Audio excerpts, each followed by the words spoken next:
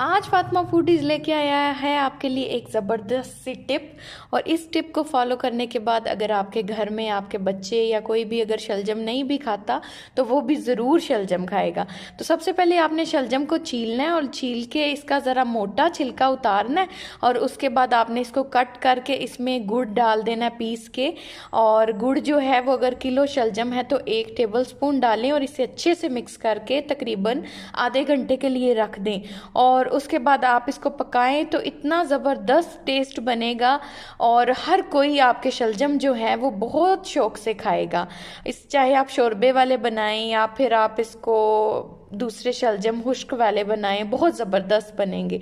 तो आप इस टिप को ज़रूर फॉलो कीजिएगा और अगर इसी तरह के मज़ेदार और इन्फॉर्मेटिव टिप्स आपको चाहिए तो हमारे चैनल को सब्सक्राइब करें और वीडियो को लाइक करें। थैंक यू जी, अल्लाह हाफिज़।